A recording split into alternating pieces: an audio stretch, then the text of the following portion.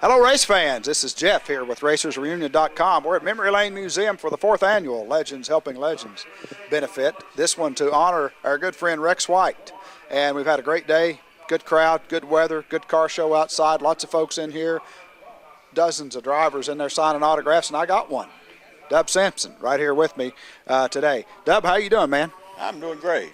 It's good to have you. Weather. Yeah, man, good to have you up here for the first time. And normally when we get guys up here for the first time, we try to get some history, where you started and why you started, that kind of thing. Maybe it's somebody that inspired you, and give us some highlights of your career.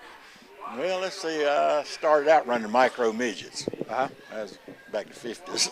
But I ran them for quite a few years. Did pretty well in them. But I got too fat. I had to start running. Something to pull me, you know.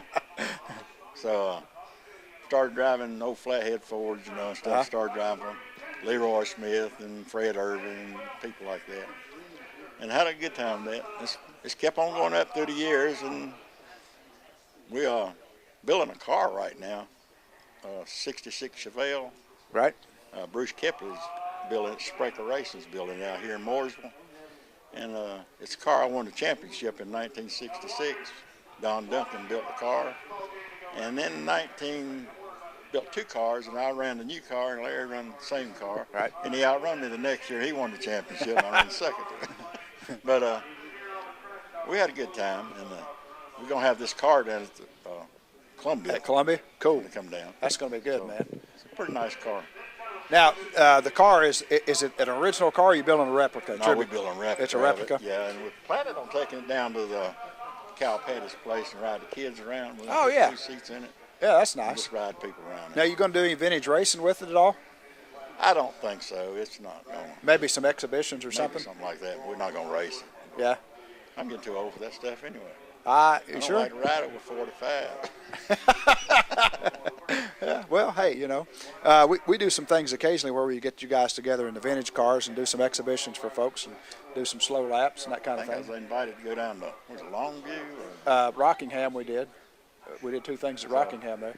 dirt track somewhere down there that I was invited to run a flathead down there. Oh, I yeah? mind doing that. Yeah, cool.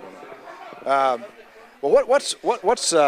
what do you think's the highlight when you think back on your career? Oh, What are you proudest of? I really don't. I don't know.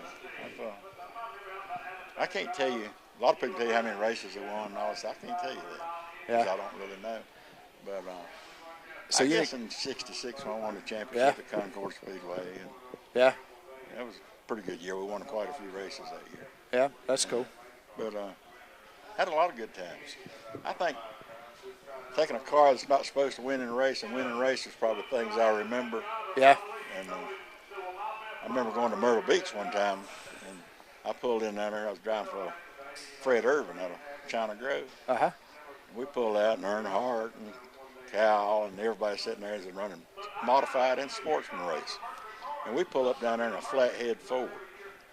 And we're sitting there, and they started laughing at us. The ugliest thing down there. And they got the kid.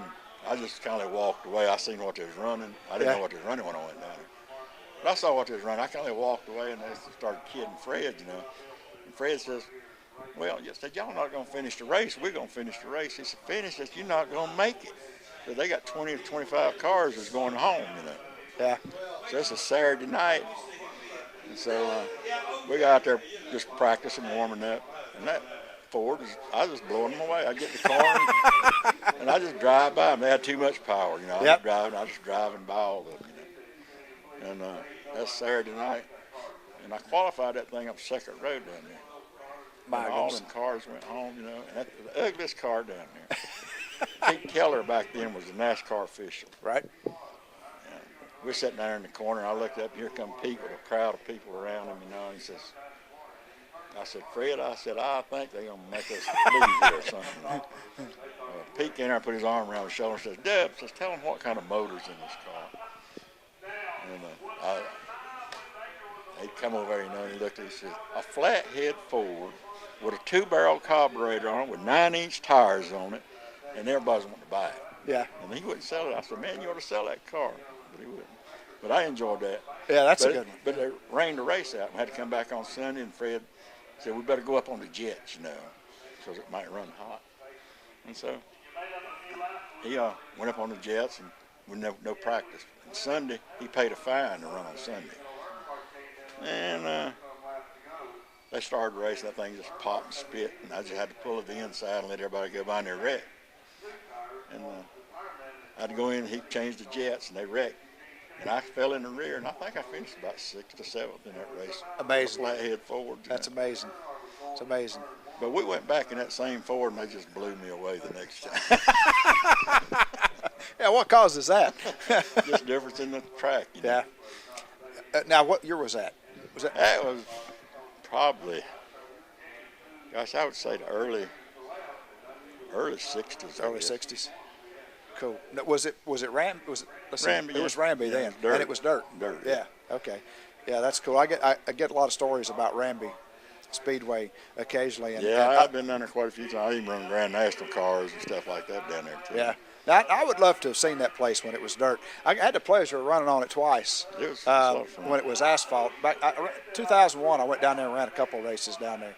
And I'm gonna tell you what, it was hard to get a grip on that thing then. It was, yeah. it was like Columbia, you know. I mean, Yeah. a lot like Columbia. Did you like running Columbia? Well, I never run Columbia that much. I think I ran it twice. I ran Grand National cars, but in the back when I was running the other cars, I was always running somewhere else closer by. Right. Earnhardt and all that crowd was going to Columbia, and I'd go somewhere else.